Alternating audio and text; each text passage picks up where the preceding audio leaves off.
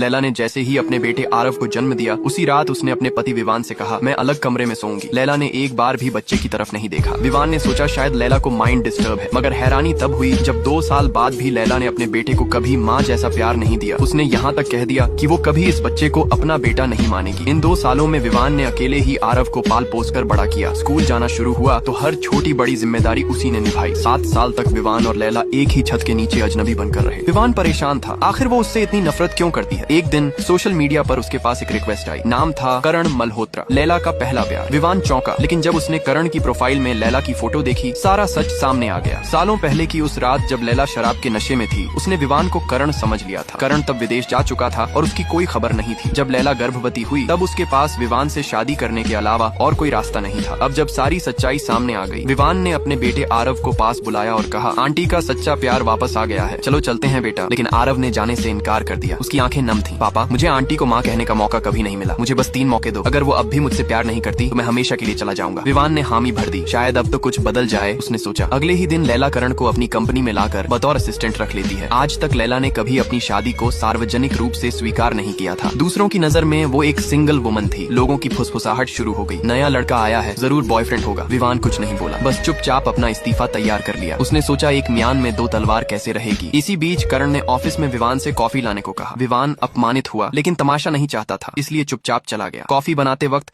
अचानक लैला आई और बोली, ध्यान रखना करण को दूध से एलर्जी है, मत मिला। विवान चौंक गया। उसने लैला को कभी किसी के लिए इतना चिंतित होते नहीं देखा था। उसने कॉफी करण को दी, लेकिन पीते ही करण को सांस लेने में दिक्कत होने लगी। लैला की पहली प्रतिक्रिया थी, तुमने जानबूझकर दूध मिलाया है। विवान समझाता रहा, मगर लैला ने एक ना सुनी। उसने थप्पड़ मारा और चिल्लाई, करण कभी अपनी एलर्जी को लेकर मजाक नहीं करेगा। विवान को झटका लगा कि लैला को उस पर विश्वास नहीं था। उसने वही कॉफी लेकर लैला को दी और कहा, खुद पीकर देखो इसमें दूध है या नहीं। अब करण घबरा गया। उसने पेट पकड़ लिया और दर्द का नाटक करने लगा। लैला को उस पर तरस आ गया। वो विवान से बोली, घुटनों के बल आकर माफी मांगो। जब विवान ने इनकार किया, लैला ने गुस्से में झटका मशीन से झटके दिए, जब तक कि उसकी उंगलियां अकड़ नहीं गईं। तब जाकर उसे संतोष मिला। लैला करण को लेकर अस्पताल जाने निकली, लेकिन जैसे ही बाहर आई उसने देखा स्कूल गेट पर आरव खड़ा है, आंसू बहते हुए। लेकिन लैला ने उसकी तरफ देखे बिना निकल जाना बेहतर समझा। कुछ दिनों बाद विवान ने अपना इस्तीफा जमा कर दिया। जब उसके सुपरवाइजर ने वजह पूछी तो उसने बस इतना कहा, बच्चे की माँ विदेश में है, अब परिवार को दोबारा जोड़ने का समय है। सुपरवाइजर ने उसका कंधा थपथपाया और कहा, तुम जैसे लोग जहाँ भी जाते हैं वहाँ रोशनी बिखेर देते हैं। इसी बीच लैला अपने पहले प्यार के लिए इतनी व्यस्त थी